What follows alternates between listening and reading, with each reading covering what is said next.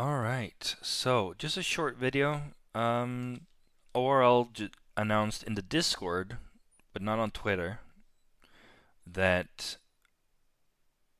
new Season 4 is coming. So I'll just read it for you. ORL is happy to announce Season 4 of our Sprint series. As part of the new season, we will be making a number of changes, most of which are targeted at making racing and strategy decisions more interesting. 1 hour races. We've transitioned to a 1 hour race time to hopefully bring in enough tire wear to make the decision to take or not to take tires meaningful for everyone. Shorter qualifying times. The amount of time allotted to qualifying has been shortened significantly. This is because we think this will make the race more interesting for cases where a driver manages to qualify above their regular pace, giving them a chance to defend against others, or in cases where someone takes longer to warm up to their usual blistering quality pace, in which case they will need to take the time to ensure consistency or fight for their true position in the race. Shorter practice times. We've also shortened the amount of time in the practice session for our races. This helps us to keep the total runtime of a full race as roughly the same as previously, though. As a reminder, we do have practice servers that are available for use at all times of the day. You can always practice there anytime before a race. Registration changes. Registration has changed a bit. Drivers will now be required to provide a 5-lap average for a track when they register, which can be found under stats in ACC. Larger pit window. In another effort to increase strategic variance, we intend to open the pit window for the majority of the race. You can head over to SGP to see the new schedule. EU and America will share the same track schedule. Okay, so let's look at EU because that is what's relevant for me. So, October 2nd at 5:30 UTC. We start at Snetterton.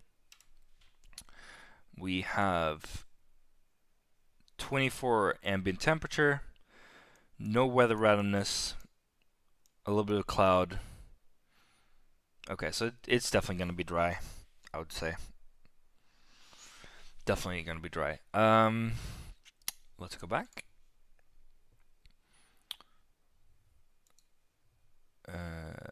Solder, the next weekend after that, on Sunday, October 9th,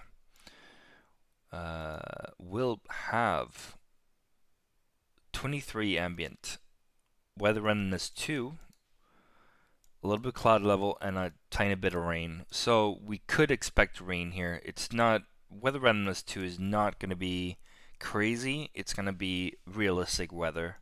1 through 4 is realistic weather. So the higher the number here is where it calculates the weather, it can deviate more from these values. So weather randomness 2 is, it's most likely going to be light rain or dry.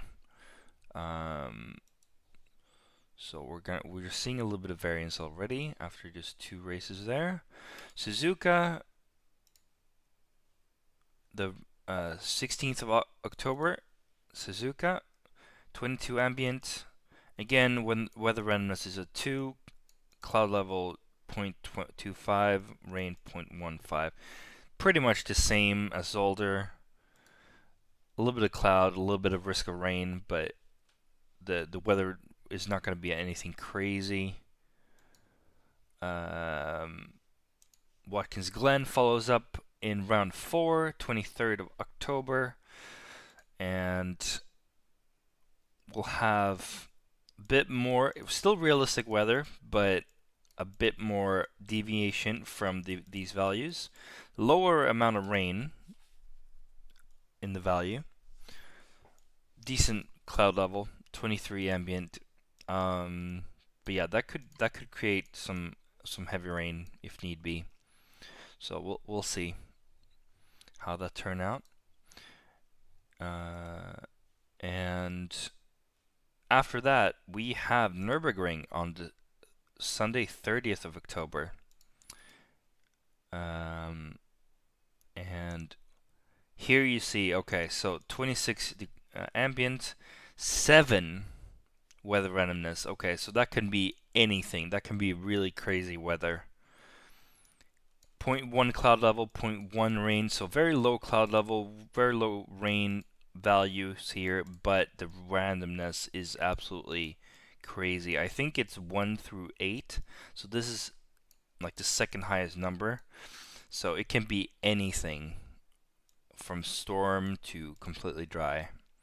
So that will be interesting. Unfortunately, I will miss this race.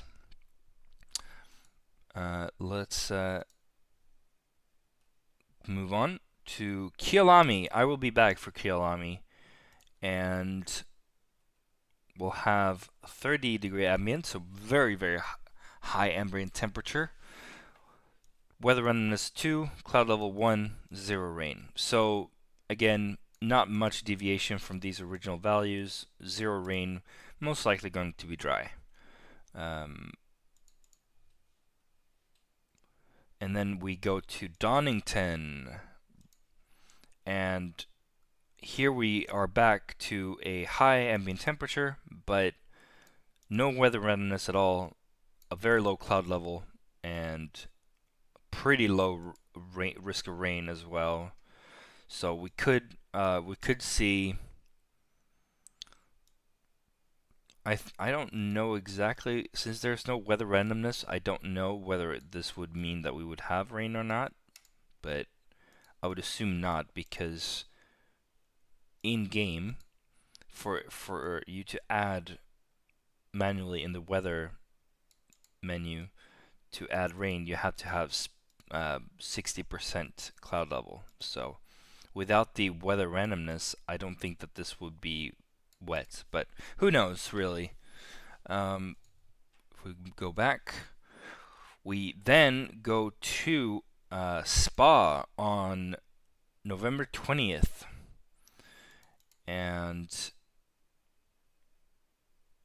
we'll have a lower ambient temperature, 20 degrees ambient, 2 randomness, 2 cloud level, well, 0.2 cloud level, 0.05 rain, very low risk of rain, decent cloud level, realistic weather. So there could be rain, but it's not very likely.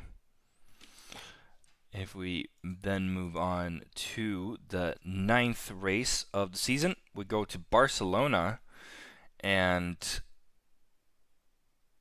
that is on 27th of November. And we have, again, a pretty high ambient temperature. Weather randomness is 2. Very low cloud level, very low rain value there. So this would most likely be a dry race as well. We'll see. And for the last row, we go to Hungaroring on 4th of December. And we have a 24 ambient temperature. We have a weather randomness value of 1, so it's going to be not very much deviation from this.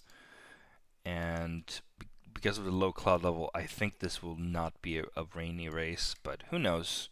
Again, it's really strange sometimes how they calculate the weather. Oops. So we will move on to the last 2 races of the season schedule. Imola on December 11th. No weather randomness. Again, pretty high cloud level. This is 50%, right? Pretty high value of rain, so I'm not sure, because of the weather randomness. Again, it might be dry or it might be rain. I do not know how they calculate this because of the weather randomness being on 0. Pretty low ambient temperature, so it could be rain, could be light rain. And the season finale is at Laguna Seca in California.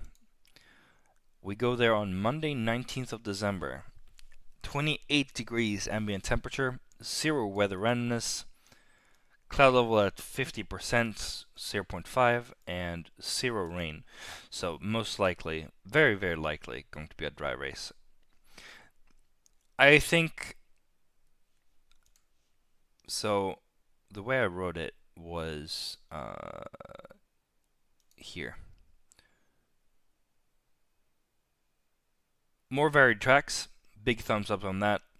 Several more races. So instead of 8 or 5, we have 12 races. I missed 4 of them, unfortunately. So, but you know, that's my thing. I missed 2 of my favorite tracks. Longer races is a big plus. A longer pit window means there's going to most likely be a bigger variance of strategy. So there's more room to maneuver. So overall, the upsides outweighed the downsides of this, and I really feel like it's going to be a very good season. Unfortunately, it's very unfortunate that I will be missing 3, 4, 5, and 10. So I'll be missing Suzuka, Watkins Glen, and Nürburgring. 2 of which these 2 are pretty strong tracks for me, and then I'll miss Hungaroring, which is not a strong track for me. So it's not a huge deal, but yeah, it's and there's no dropped tracks. There's no drop tracks that alternate the standings or anything like that. So if you miss a race, tough luck. But yeah, that's the nature of the beast for me. So yeah. All right. So sign up, get on the Discord for Odyssey Racing League. I'll leave a link to the Discord in the description. I'll leave these links to simracing.gp as well. And it's 2 weeks until the premiere round, so I hope to see you there.